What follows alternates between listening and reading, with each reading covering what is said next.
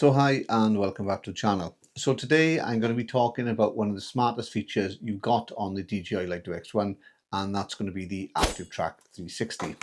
Now, if you've ever wondered how creators do get those smooth cinematic tracking shots without needing a second pilot, this is how they do it. So in the video, I'll show you exactly what ActiveTrack 360 is, how to set it up, the dynamic home point, also how the positioning wheel works, when and where to use it, along with the differences between tracking people and vehicles, obstacle avoidance, the LiDAR, and all the settings you need to know to get some great results safely. Now, I'm also going to share with you some of the tracking limitations of ActiveTrack 360, and I can almost guarantee that you weren't aware of some of them, and it could mean that your tracking speed may drop by up to a third. And also, there's going to be a critical setting that most people do overlook when they're tracking themselves. So first of all, welcome back to the channel. Now, if it's your first time here, my name's Andrew, and if it's not, well, you know that it's still Andrew.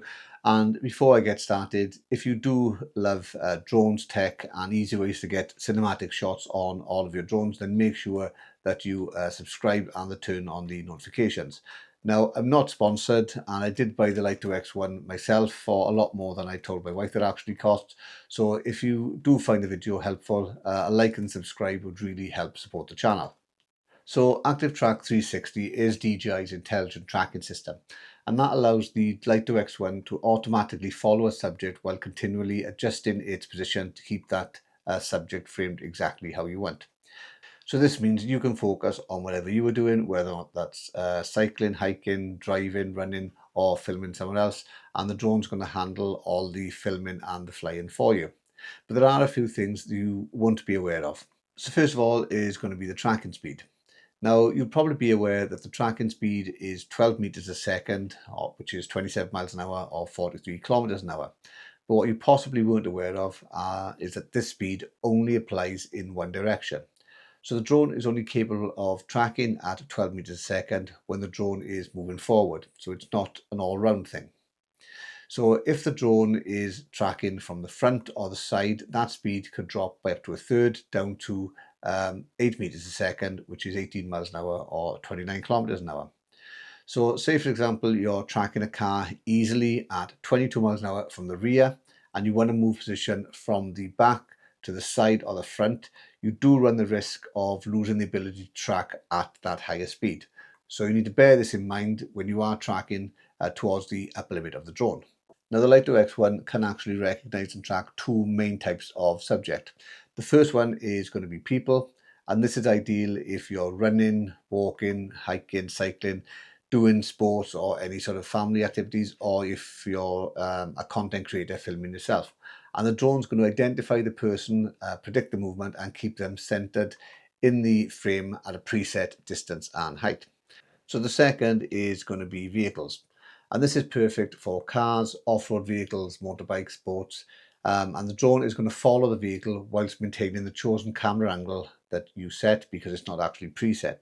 So just remember, when tracking vehicles, it's not really an excuse to push the drone to the limits. You always need to stay within the legal requirements and within the visual line of sight. Now, there is a feature that many people overlook, and that feature is the dynamic home point. Now, normally the home point is set to where the drone takes off from, but obviously if you are walking down a trail, you're cycling or driving, that home point quickly becomes outdated. So the dynamic home point will update your home point to your controller's current location as you move.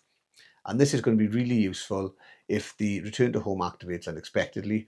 So the drone is going to head back towards you and your location rather than flying all the way back to the point where you started.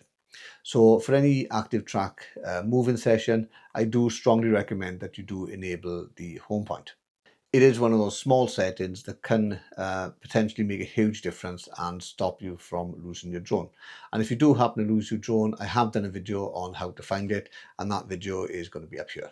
So the drone does have to be in the air for you to be able to switch to the dynamic home point. And once it is, you simply click on the three dots on the top right, go to safety, scroll to update home point, and then click on dynamic.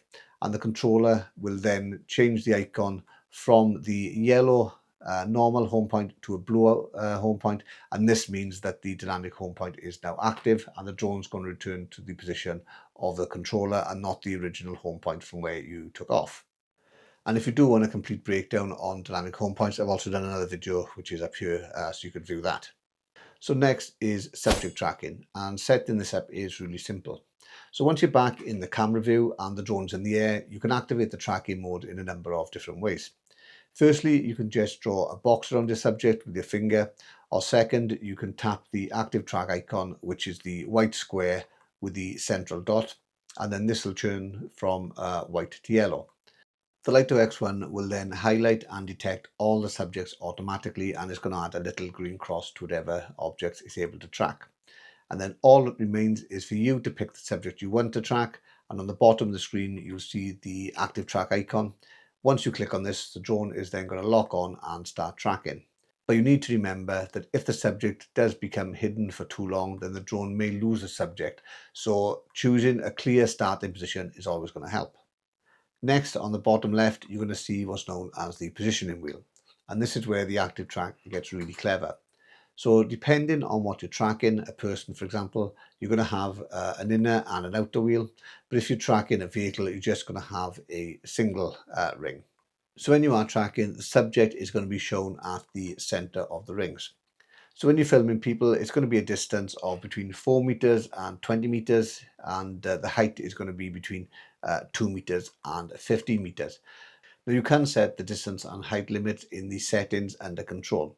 So you need to look for the focus track setting, and from there you can adjust the minimum and maximum heights and distances. Now, although I said the minimum height distance was 2 meters, you have got a near ground flight option. And this does allow the drone to actually go down to a minimum of 0.5 meter or 18 inches off the ground. And you're going to notice that the value is going to change from white to yellow just as a warning. So the main purpose of this is to allow the drone to achieve better composition. Now, personally, I don't tend to use this a lot, so it's all going to depend on the type of look that you're after. If you want more of a level shot rather than having the drone higher up looking down, then obviously you would switch this on. But with more shots, if you have got the drone higher up looking down, it does produce better footage, and it also reduces the risk of exposure changes because there's less sky in the footage. And this is the point where I stop and say, as you know, I'm not sponsored. So if you could do the like, subscribe, notification bell, all that greatly helps, and you will get updated as soon as any new content drops. Now there is also an option there for buy me a coffee if you'd like to do that, and even small amounts of that do help towards purchase of new equipment. Alternatively, you could do a super thanks, but you probably know that YouTube do take a big slice of that. So if you want to support with buy me a coffee, all the funds are going to go towards the new Potenza Atom 3 when it's finally released later this month.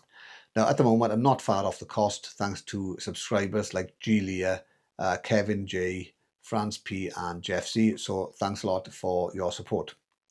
It also means that I can actually produce the videos I want to produce and say what I honestly think about products. So I don't have to toe the party line. Now, it's also going to give you, obviously, a nice warm feeling supporting the channel like this, which is a bit like when you have an accent on a night out, but slightly less wet. Now, when you're following vehicles, things are slightly different. And this is because there is no minimum or maximum height distance. Instead, the drone is actually going to follow the subject at the current distance and height it is when you start to track. But you can adjust these positions as a track using the sticks as normal, so you can get closer, further away, higher or lower, depending on your needs. You're still going to have the near ground flight option available, but as I said, you're responsible for the drone's distance and height, so you want to be a bit careful with this. Now you may notice as well that there's an option there for camera motion, and you're going to get two sub settings for being normal or fast. So these settings are going to dictate the drone's physical agility and the smoothness of the gimbal. So essentially it tells the drone how aggressively to pan, tilt and follow the subject. So in normal mode, the drone's movements are going to be slow, gradual and highly calculated. And it does allow for slower pans and gentle stops, and it's going to ensure that the final video has that classic high-end cinematic look. And really, it's best used in things like open spaces, when you're cycling, walking, and when you're trying to prioritize getting visually pleasing, sweeping video over fast reactive action. Whereas in fast, the drone and the gimbal are going to move much more quickly and aggressively to keep the subject framed. And this means that the drone is going to be highly responsive to tight turns, sudden changes in direction, and quick accelerations.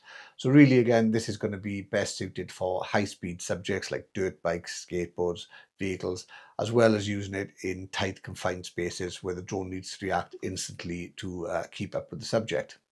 It also means that the footage is going to be less fluid and more sort of action cam style, with rapid or jerky adjustments which might occur when it's trying to avoid obstacles. So going back to the position wheel and tracking people. Well, as I said, you do have two rings, with the inner ring being the minimum distance and height to the subject and the outer ring being the maximum distance and height. And in the center, you're going to see a marker, and the drone is going to be outside of this, and it's going to show the drone's relative position to the subject. Now you can move the drone from its current position just by tapping on a new position on the wheel, and this is where you want the drone to move to, and then the drone is going to go to that new position in the shortest possible route based on your focus track settings. So you can have the drone move automatically from the front to the back or to the left or right sides or anywhere in between. Now, if you click a position on one ring to the other, the drone is then going to move and also adjust its distance and height from the one that it was at previously. Added to this, you can also drag your finger around the rings, and you're basically telling the drone, this is the angle and the direction I want you to fly. So if you want a more dramatic side profile, obviously you're going to move it to the side. If you want a classic chase sequence, you need to place it behind the drone. And if you want the sort of epic reveal, then you need to move ahead of the subject. But remember that the tracking speed may drop further than you anticipated, and if you are zoomed in, then the drone could obviously move further out. Now, when it comes to tracking vehicles, you only have the one ring, and that's purely for positioning drone around the subject. Now, as I said, you're in manual control of the distance and the height.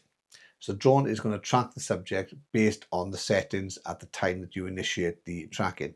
So if, for example, you're at a distance of 10 meters and a height of 8 meters, and you're in front of the drone, and then you move it to the side, it's going to remain at that distance of 10 meters and height of 8 meters. And again, you need to be aware of any obstacles which could be in the area. Now, one of the main reasons ActiveTrack works so well on the Lito X1 is due to its obstacle sensing system. So the drone does use the omnidirectional obstacle sensing, so this means it's constantly looking forwards, backwards, left, right, up and below. Now, if it does detect an obstacle, it's either going to brake or it's going to move around it depending on what you've put into the settings. So this means that the ActiveTrack is much safer than on older tracking systems. But you need to remember as well that the obstacle avoidance isn't magic. You still need to look out for thin branches, wires, poor lighting, complex environments, anything that can challenge the drone when it is flying around. And as the pilot, obviously you're always in command. Now the LiDAR X1 does take things a step further using its forward-facing LiDAR system. And LiDAR works by sending out laser pulses to measure distances extremely accurately. So you need to think of this as giving the drone an extra layer of depth perception. And this becomes extremely useful when you're flying in more complex environments, if you're operating in lower light conditions and you're navigating around structures. And it does work alongside the sensors to improve obstacle awareness and give you more confidence during the flight. So you need to remember that it is only forward-facing LiDAR, so it only applies when you're actually tracking from the rear. It's not going to work if you're tracking from the sides or the front. But there are a few final tips now that you need to consider when you are taking the drone out and flying using the ActiveTrack 360. So the first one is obviously going to be choose an open environment where possible. Second is enabling the dynamic home point if you are planning on moving, and then setting your tracking angle before the action starts when you're tracking vehicles. Also remember that the tracking speed is going to drop if the drone is on the front or the side of the subjects, and it can actually go past those maximum distance if you're zoomed in.